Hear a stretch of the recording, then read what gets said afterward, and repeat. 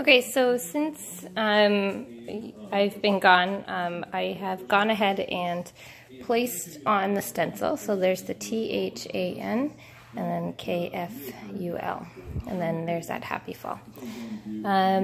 Between these two letters, most of them is about 2.5 or just a little bit less than 2.5. So I then measured the K and the N to be just a little less than 2.5, so that it would all look proportioned.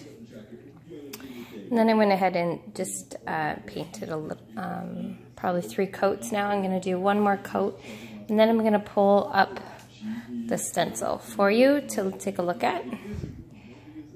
And that's it. And then I'm going to seal it.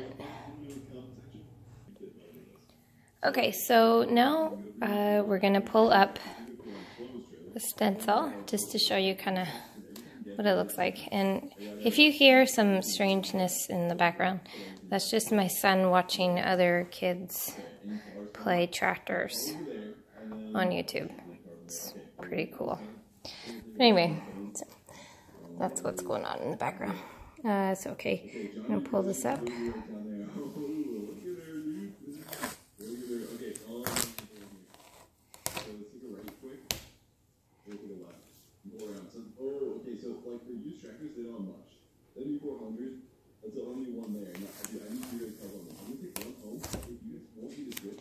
Alright, so I'm going to bring you in a little bit closer.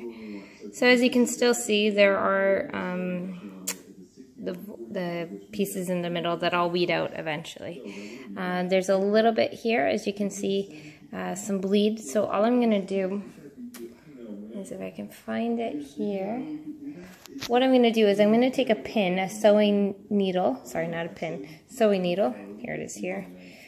Once it dries, I'm going to take this pin and I'm just going to just scrape it off a little bit, grab a little wet napkin, and then I'm going to take it off that way. But since there'll be a lot more little bleeds, not drastic, but little bleeds, it's going to happen. You can't have a perfect perfect pull. Here we go. I'm just going to pull it down.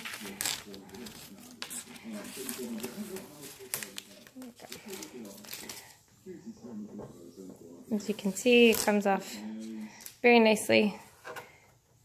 What would happen is, if you didn't seal the wood like I had previously done, when you pull this up, when you pull the sticker up, this wood would be one color, and then underneath this would be a different color.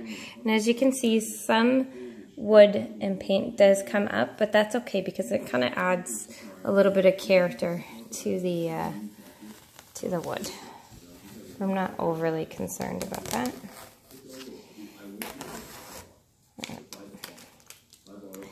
And then to get at the pieces that are stuck on, just grab my pin.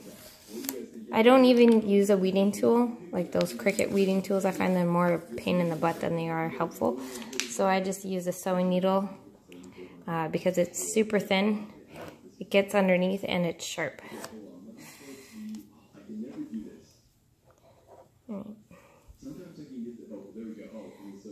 Okay. All right. So anyway, so I'm going to go and finish my weeding, and then I'm going to show you how I clean up any bleeds that happen. So far, there isn't any bleeds aside from just what was on that leaf up at the top there.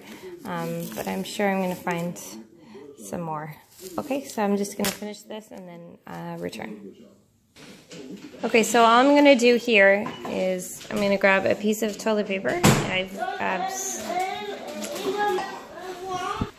Okay, so now I'm just going to grab a piece of toilet paper, or not toilet paper, sorry, paper towel. I've just damped a little bit. I don't want it soaking wet. And then I'm just going to dab, the area that I want to fix. And I'm just going to grab my pin here. And I'm just going to scrape that down a little bit.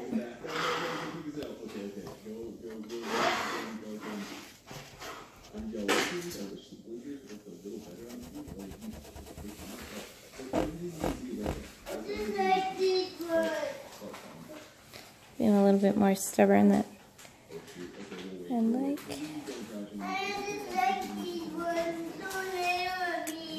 Alright.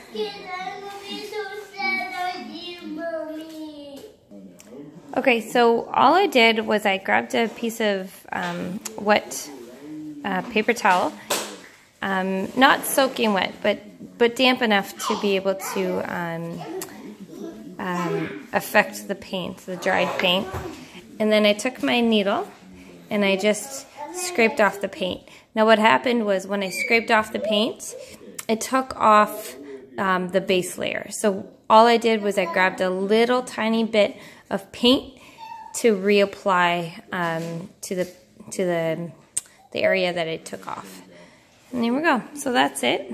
I didn't have a whole lot of bleeding going on. There we go. That's our dog.